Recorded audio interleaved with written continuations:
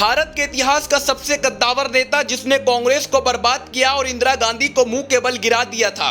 इस राजनेता के आंदोलन से देश में ऐसा भूचाल आया कि इंदिरा गांधी को सत्ता से बेदखल कर दिया गया। देश का अगला प्रधानमंत्री बनना तय था, लेकिन इमरजेंसी के बाद इस राजनेता के आगे इंदिरा गांधी ने घुटने टेक दिए। भारतीय राजनीति का एक ऐसा सियासतदार जिसके आंदोलन ने मुलायम सिंह यादव, नीतीश कुमार और देश के बड़े बड़े राजनेताओं को जन्म दिया। ये वही आंदोलन था जिसने भारत की राजनीति का स्वरूप बदल दिया, जिसने हिंदुस्तान में छात्र राजनीति को 7वें आसमान पर पहुंचाया। क्योंकि इस आंदोलन का नेतृत्व एक ऐसा राजनेता कर रहा था जिसने भारत की सत्ता को ललकारा और छात्रों के सहारे देश की सबसे पुरानी पार्टी को सत्ता से बेदखल कर दिया। यह राजनेता कोई और नहीं बल्कि भारत की सियासत के सबसे कद्दावर नेता और छात्र राजनीति के जनक कहे जाने वाले जयप्रकाश नारायण थे।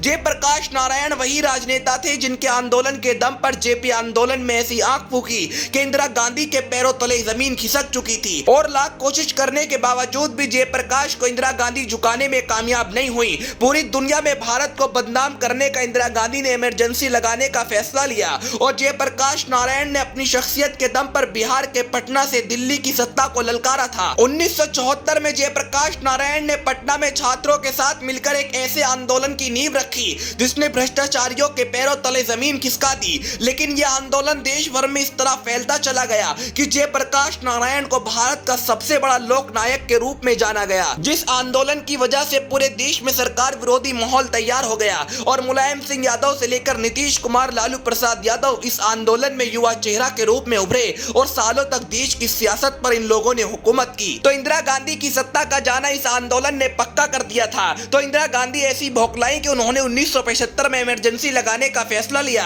और जयप्रकाश नारायण को सलाखों के पीछे डाल दिया गया। 18 महीने बाद जयप्रकाश नारायण की रिहा कर दिए गए और 18 महीने बाद जयप्रकाश नारायण हिंदुस्तान की सियासत के वे कद्दावर नेता बन चुके थे जिनका तोड़ भारत तो छोड़िए दुनिया के किसी भी देश में नहीं था। इसके बावजूद भी जयप्रकाश नारायण बाहर आते ही इंदिरा गांधी से मिलने सफदरगंज रोड पर उनकी कोठी पर पहुंच गए। जब लोगों ने सवाल किया कि जिस शख्स ने आपको 18 महीने चक्की पिसवाई और बेगुनाह होने के बावजूद भी भारत की राजनीति से लेकर पत्रकारिता को पूरी दुनिया में बेशर्म किया, आप उस शख्स की चौखट पर क्यों जा रहे हैं? तो जयप्रकाश नारायण ने शेर की तरह धाड़ते हुए जवाब दिया था कि मैं अपने मित्र जवाहरलाल नेहरू की बेटी इंदु से मिलने जा रहा हूं। यह सुनकर वहां खड़े सब लोग जयप्रकाश नारायण को देखते रह गए और जेपी जब इंदिरा गांधी के घर पहुंचे तो इंदिरा गांधी फूट फूट कर रोने लगी और उन्हें गले लगाकर माफी मांगने लगी। भारत की राजनीति का यही स्वरूप था, लेकिन आज राजनीति का स्तर किस हद तक गिर चुका है आप खुद देख लीजिए। जिसकी दादी ने अपने सबसे बड़े विरोधी को गले लगाकर माफी मांगी, आज उसी का पोता देश के प्रधानमंत्री को गाली बकता है और चोर चोर करता है। इसे भारतीय राजनीति का गिरता हुआ स्तर नहीं कहा जाए तो क्या कहा जाएगा?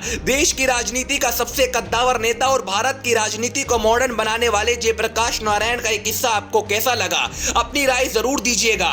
और आज की राजनीति और उस दौर की राजनीति में फर्क तो साफ दिखाई देता है, लेकिन आपका नजरिया किस तरह का है ये भी बताइएगा। अभी के लिए फिलहाल इतना ही, बने रहिए हमारे साथ।